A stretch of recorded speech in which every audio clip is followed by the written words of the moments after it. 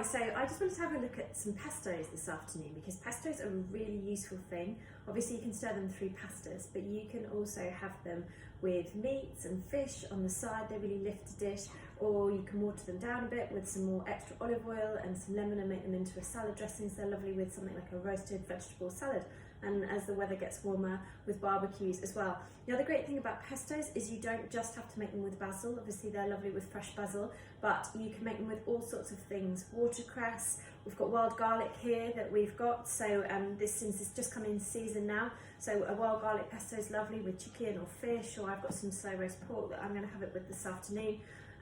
Other things you can do are completely different, so beetroot and walnut, you can use rocket, anything you have to hand. And it's a really simple one to make. Ratio wise, you want 30 to 60 grams of herbs, so that'll be 1 to 2 packets from the supermarket, or a good big handful if you've got them growing in the garden.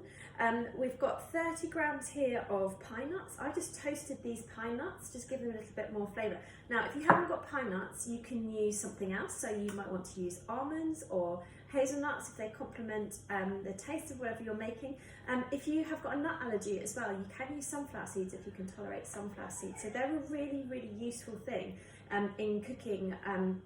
They give a nice texture. They're also great in vegan salad dressing. So if you want a nice creamy sort of ranch style salad dressing for a vegan, blitzing up a tablespoon or 2 of sunflower seeds in with your salad dressing makes it really nice and firm and creamy, which is great. And the other thing I've got is some Parmesan cheese. So I've got 30 grams of Parmesan cheese I've grated as well. So again, if you're dairy free or vegan, you can just leave this out and add a little bit of salt instead.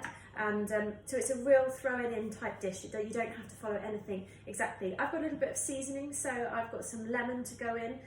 If I was making a pesto with something like basil, maybe I'd put slightly half a clove of garlic in. I'm not going to here because this is garlicky anyway.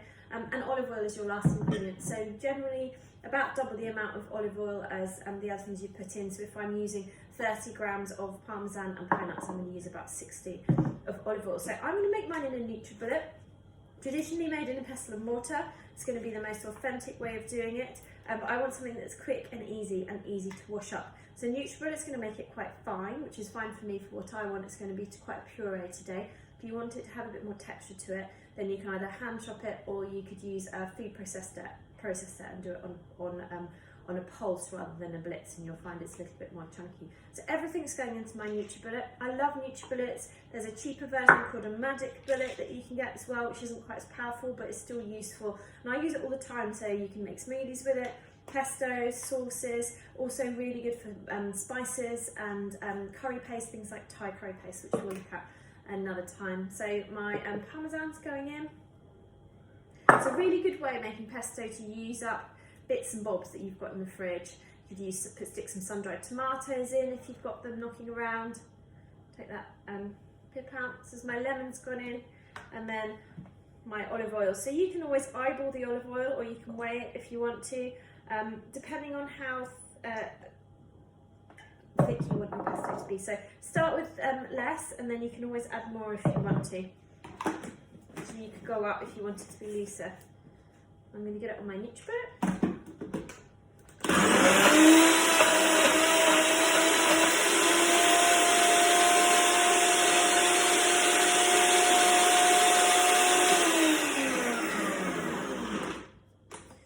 Sometimes the NutriBullets, they need a bit of a bang. And you'll see the lovely colour. There's nothing like fresh pesto. It tastes so delicious and fresh, and also the colours are so vibrant.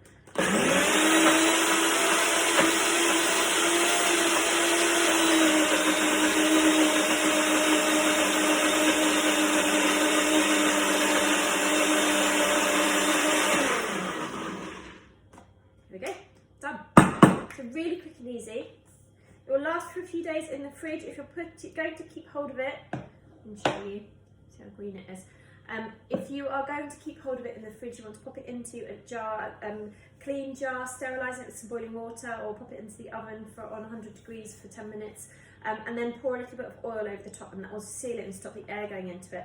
Keep for a couple of days like that, or if you want to keep it long term, you can put it into ice cube trays and freeze it, which is the best way to do it in the fridge, and then you know that you've always got some for stirring through sauces, pastas, yogurts to make a dip is nice as well. So it smells absolutely delicious. I'll pop it on a plate and take a picture so you can see.